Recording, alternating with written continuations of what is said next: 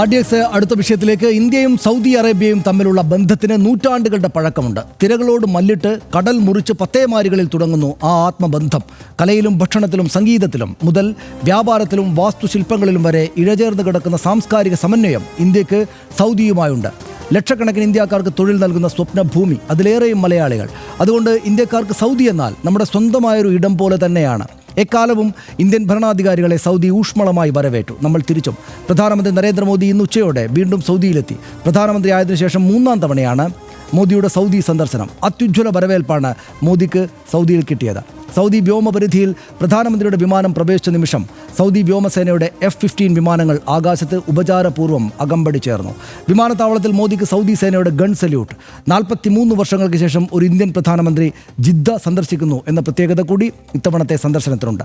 ഇന്ത്യയുടെ ഏറ്റവും വലിയ വ്യാപാര പങ്കാളികളിൽ 5-ാം സ്ഥാനത്താണ് സൗദി. അതുകൊണ്ട് തന്നെ മോദിയുടെ സന്ദർശനത്തെ സൗദിയും ഇന്ത്യയും ലോകവും വളരെ പ്രാധാന്യത്തോടെയാണ് ഉറ്റുനോക്കുന്നത്. കാണാം RDX റാപ്പ് 59 സെക്കൻഡിൽ. മോദിയുടെ സൗദി സന്ദർശനത്തിന്റെ പ്രാധാന്യവും രാഷ്ട്രീയവും അതിൽ കാണാം. 2 ദിവസത്തെ സന്ദർശനത്തിനായാണ് പ്രധാനമന്ത്രി നരേന്ദ്രമോദി ഇന്ന് സൗദിയിലെ ജിദ്ദയിലെത്തിയത്. മക്ക ഡെപ്യൂട്ടി ഗവർണറും മന്ത്രിമാരും ചേർന്ന് മോദിയെ സ്വീകരിച്ചു. വിദേശകാര്യമന്ത്രി S ജയശങ്കറും മറ്റുന്നത ഉദ്യോഗസ്ഥരും പ്രധാനമന്ത്രിക്കൊപ്പമുണ്ട്. സാമ്പത്തിക പ്രതിരോധ മേഖലയിലെ സഹകരണത്തിന് ഇരു രാജ്യങ്ങളും ഒപ്പുവെക്കും. സൗദി അറേബ്യ കിരീടാവകാശി മുഹമ്മദ് ബിൻ സൽമാന്റെ ക്ഷണപ്രകാരമാണ് മോദിയുടെ സന്ദർശനം. പ്രതിരോധം, വാണിജ്യം, വ്യവസായം, പുനരുപയോഗ ഊർജ്ജം എന്നിവയ്ക്ക് പുറമെ കായികം, വിനോദം എന്നീ മേഖലയിലെ സഹകരണ കരാറുകളും ധാരണാപത്രങ്ങളും ഒപ്പുവെക്കും. സൗദി അറേബ്യ ഇന്ത്യയുടെ വിശ്വസ്ത സുഹൃത്തും തന്ത്രപരമായ സഖ്യകക്ഷിയുമാണെന്നും ഈ ബന്ധത്തിൽ അഭിമാനമുണ്ടെന്നും പ്രധാനമന്ത്രി നരേന്ദ്രമോദി പറഞ്ഞു. 2019 സ്ട്രാറ്റജിക് പാർട്ട്ണർഷിപ്പ് കൗൺസിൽ രൂപീകരിച്ചത് ഒരു നാഴികക്കല്ലാണെന്നും ഇത് ഇരു രാജ്യങ്ങൾക്കുമിടയിലുള്ള സഹകരണം വളർത്തിയെന്നും മോദി. 2030 വേൾഡ് എക്സ്പോയ്ക്കും 2034 ഫിഫ ലോകകപ്പിനും ആതിഥേയത്വം വഹിക്കാനുള്ള അവസരം സൗദി അറേബ്യയ്ക്ക് ലഭിച്ചതിനെയും മോദി അഭിനന്ദിച്ചു. സ്വകാര്യ ടൂർ ഏജൻസികൾ വഴി ഹജ്ജിന് പോകുന്നവരുടെ എണ്ണം കൂട്ടി നൽകണമെന്ന അഭ്യർത്ഥന കൂടി ഇന്ത്യ സൗദിക്ക് മുന്നിൽ വയ്ക്കും. RDX rap news Malayalam.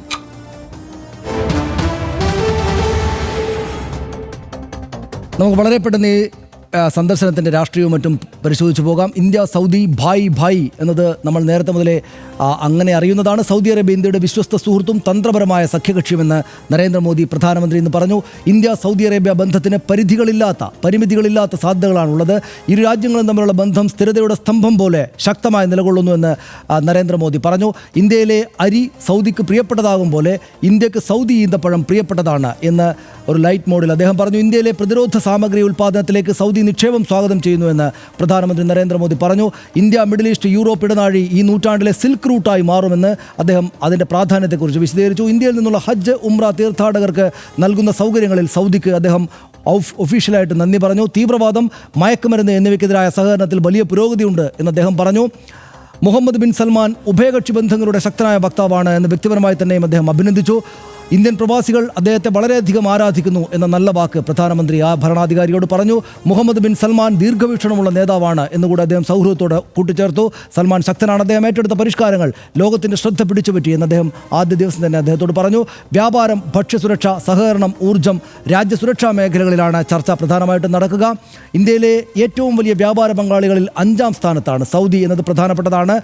Saudi അറേബ്യയുടെ 2ാമത്തെ വലിയ വ്യാപാര പങ്കാളിയാണ് ഇന്ത്യ എന്നതും അവിടെയുണ്ട്. വലിയ വെല്ലുവിളികൾക്കിടയിലും ഇരു രാജ്യങ്ങളും തമ്മിലുള്ള വ്യാപാരം വളർന്നു എന്ന് ചൂണ്ടിക്കാട്ടപ്പെടുന്നു. പ്രധാനമന്ത്രി ആയതിനു ശേഷം നരേന്ദ്രമോദി സൗദി അറേബ്യ സന്ദർശിക്കുന്നത് 3-ാം തവണയാണ് എന്നതും ആ പ്രാധാന്യം കൂട്ടുന്നു. 2023 സൗദി കിരീടാവകാശി മുഹമ്മദ് ബിൻ സൽമാൻ രാജകുമാരൻ ഇന്ത്യ സന്ദർശിക്കുകയും ചെയ്തിരുന്നു. കഴിഞ്ഞ വർഷം ഇന്ത്യയിൽ നിന്ന് സൗദി അറേബ്യയിലേക്ക് 11 മന്ത്രിതല സന്ദർശനങ്ങൾ നടന്നു എന്നത് ആ ഉഭയകക്ഷി ബന്ധത്തിൻ്റെ ശക്തി സൂചിപ്പിക്കുന്നു. ഇരു രാജ്യങ്ങളും ചേർന്ന് 2024 രാജസ്ഥാനിൽ വെച്ച് സൈനിക അഭ്യാസങ്ങൾ നടത്തുകയും ചെയ്തു. 2024 ഫെബ്രുവരിയിൽ ഇന്ത്യ സൗദി അറേബ്യയുമായുള്ള ആദ്യ പ്രതിരോധ കരാർ ഒപ്പുവെച്ചു എന്ന് നമുക്കറിയാം. 2023-24 ഇന്ത്യ സൗദി അറേബ്യ ഉഭയകക്ഷി വ്യാപാരം $43.3 ബില്യൺ എന്ന് നമ്മൾ കാണുന്നു. 2023-24 കയറ്റുമതി 7.8% വർദ്ധിച്ച് $12 ബില്യൺ എത്തി എന്ന് നമ്മൾ അറിയുന്നു. ഇന്ത്യയിൽ നിന്നുള്ള അരി കയറ്റുമതി മാത്രം പ്രതിവർഷം ഏകദേശം $1 ബില്യൺ എന്നത് മനസ്സിലാക്കണം. 2023-24 കാലയളവിൽ സൗദിയിൽ ഇന്ത്യൻ തൊഴിലാളികളുടെ എണ്ണം വർദ്ധിച്ചു. ഇന്ത്യൻ തൊഴിലാളികളുടെ എണ്ണം കൂടിയത് ഒരു വർഷത്തിൽ 2 ലക്ഷത്തോളം എന്ന കണക്കിലാണ്. സൗദി അറേബ്യയിലെ ഇന്ത്യൻ ജനസംഖ്യ ഇതോടെ 26 1.5 ലക്ഷത്തിലേക്ക് 26,50,000 ആളുകളായി ഉയർന്നു. സൗദിയിൽ രജിസ്റ്റർ ചെയ്ത് ഇന്ത്യൻ സ്ഥാപനങ്ങളുടെ എണ്ണത്തിലും വലിയ വർധന ഈ കാലത്ത് ഉണ്ടായി എന്ന് കാണുന്നു. ഈ വിസ പുനരാരംഭിച്ചു. 2023 സൗദി പൗരന്മാർക്ക് ഇന്ത്യയിലേക്കുള്ള ഈ വിസ സംവിധാനം പുനരാരംഭിച്ചു. ഓൺലൈനായി വിസ നടപടിക്രമങ്ങൾ എളുപ്പത്തിൽ പൂർത്തിയാക്കാം എന്നതാണ് ഈ വിസയുടെ പ്രാധാന്യം. ഇന്ത്യയിലേക്ക് വരാനായി അനുവദിക്കുന്നത് 5 തരം വിസകളാണ് സൗദിയിൽ നിന്ന് ഇങ്ങോട്ട് വരാനായിട്ടുള്ളത്. Tourist, business, medical attend, conference വിസകൾ എന്നിവയാണ് ആ 5 വിസകൾ.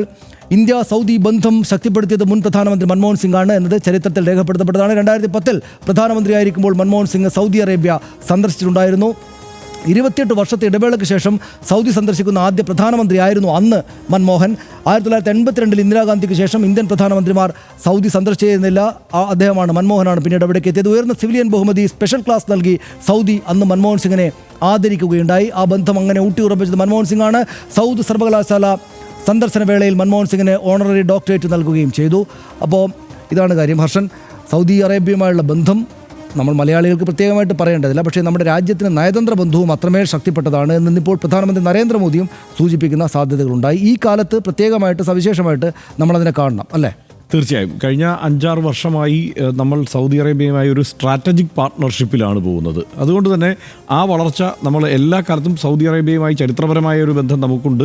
അതിനപ്പുറത്ത് വളരെ വേഗത്തിൽ ചില മാറ്റങ്ങൾ കൂടി സംഭവിച്ചു. ഒന്ന്, പാകിസ്ഥാനുമായിട്ടൊക്കെയുള്ള സൗദി അറേബ്യയുടെ മുമ്പുണ്ടായിരുന്ന ബന്ധത്തിന് ചെറിയ ഉലച്ചിൽ സംഭവിക്കുമ്പോൾ ഇന്ത്യയുമായി കൂടുതൽ അടുക്കുന്നു എന്നുള്ള ഒരു യാഥാർത്ഥ്യം അവിടെ നിൽക്കുന്നുണ്ട്. ഇന്ന് ഈ ഭീകരവാദം അടക്കമുള്ള വിഷയങ്ങളിൽ MBSൻ്റെ മുഹമ്മദ് ബിൻ സൽമാൻ്റെ നേതൃത്വത്തിലുള്ള ഭരണകൂടം കുറെ കൂടി ശക്തമായ നിലപാട് സ്വീകരിക്കാൻ തീരുമാനിക്കുന്നു. ആ കാര്യത്തിൽ സഹകരണവും ഇന്ത്യയുമായുള്ള സഹകരണം കൂടുതൽ ഊർജിതമാക്കുന്നു എന്ന സ്ഥിതിയുണ്ട്. മറ്റൊന്ന്, ഈ വ്യാപാര പങ്കാളിത്തം എന്ന് പറയുന്നത് അത് സൗദി അറേബ്യയെ സംബന്ധിച്ചിടത്തോളം വളരെ പ്രാധാന്യമുള്ളതാണ്. കാരണം മുഹമ്മദ് ബിൻ സൽമാൻ്റെ ഒരു സങ്കല്പം എന്ന് പറയുന്നത് 2030 എണ്ണയെ പൂർണ്ണമായി ആശ്രയിച്ച് നിൽക്കുന്ന ഒരു സമ്പദ് വ്യവസ്ഥയിൽ നിന്ന് മാറി അത് കുറെ കൂടി മെച്ചപ്പെട്ട ഒരു വിശാലമായ വൈവിധ്യത്തോടെയുള്ള ഒരു സമ്പദ് വ്യവസ്ഥയായി അത് മാറണം എന്നുള്ള ഒരു സങ്കല്പത്തിലാണ് മുമ്പോട്ട് പോകുന്നത്. അതിന് എല്ലാവിധ പിന്തുണയും ഇന്ത്യ നൽകുന്നുണ്ട്. കാരണം ഇന്ത്യയുടെ സങ്കല്പം, ഇന്ത്യയുടെ ഒരു പദ്ധതി ഉണ്ടല്ലോ, ഇന്ത്യ വികസിത് ഭാരത് എന്നുള്ള ഇന്ത്യയുടെ ഒരു പദ്ധതിയുമായി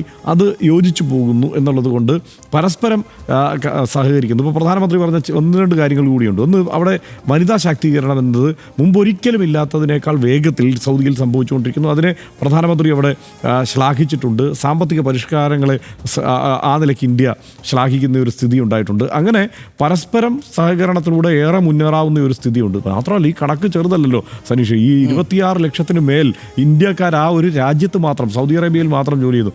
മാത്രമല്ല, വളരെ വിപുലമായ വളർച്ചാ സാധ്യത. അതായത് പണ്ട് ദുബായിലോ മറ്റു രാജ്യങ്ങളിലോ ഒക്കെ ബിസിനസ്സിൽ ആളുകൾ ഇൻവെസ്റ്റ് ചെയ്തിരുന്നെങ്കിൽ അതിനേക്കാൾ കൂടുതൽ വളർച്ചാ സാധ്യത ഇപ്പോൾ സൗദി അറേബ്യ മുന്നോട്ട് വയ്ക്കുന്നു എന്നുള്ള ഒരു ചിന്ത പോലുമുണ്ട്. അപ്പോൾ ഇന്ത്യയിൽ നിന്ന് പോയി GCC കൺട്രീസിൽ മറ്റ് പല രാജ്യങ്ങളിലും ജോലി ചെയ്തിരുന്ന ആളുകൾ അല്ലെങ്കിൽ ബിസിനസ് ചെയ്തിരുന്ന ആളുകൾ ഇപ്പോൾ സൗദി അറേബ്യയിൽ നടക്കുന്ന ഈ വികസന പ്രക്രിയയോട് ചേർന്ന് നിന്നുകൊണ്ട് അവിടെ വലിയ ഇൻവെസ്റ്റ്മെൻറ്റിന് തയ്യാറാവുന്നു എന്നുള്ളതുകൊണ്ട് പിന്നെ ഈ റിന്യൂവബിൾ എനർജി അടക്കമുള്ള വിഷയങ്ങൾ ഇന്ത്യക്ക് ഏറെ സഹകരിക്കാവുന്ന സാധ്യതയുണ്ട്. ഇന്ത്യക്കും ഗുണപരമായ സാധ്യതകൾ അവിടെയുണ്ട്. അതുകൊണ്ട് ഈ സ്വീകരണം അടക്കം ഇപ്പോൾ ഒരു കാര്യം കൂടി പറയും.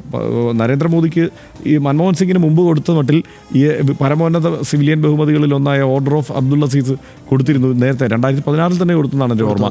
അപ്പോൾ ആ നിലയ്ക്ക് ഉള്ള സഹകരണവും പിന്നെ ഇവർക്കിടയിലുള്ള ഒരു പരസ്പര ബന്ധവും അതും പറയണമല്ലോ. ഇപ്പം നരേന്ദ്രമോദിയും മുഹമ്മദ് ബിൻ സൽമാനും തമ്മിലുള്ള ഒരു വ്യക്തിബന്ധവും ഇതിൽ പ്രധാനമാണ്. ഇതിനകത്ത് എല്ലാം മതപരമായിട്ടും കാര്യങ്ങളൊക്കെ നോക്കുന്ന ഒരു രാഷ്ട്രീയ കാലാവസ്ഥയാണല്ലോ നമ്മുടെ ലോകത്താകെ. സോഷ്യൽ മീഡിയയിൽ കിടക്കുന്ന അതിനകത്ത് എനിക്ക് ഒരു കൗതുകം, വിശ്വസ്തനായ സുഹൃത്തും തന്ത്രപ്രാധാന്യമുള്ള പങ്കാളിയുമാണ് എന്ന് പ്രധാനമന്ത്രി സൗദിയെക്കുറിച്ച് പറഞ്ഞു.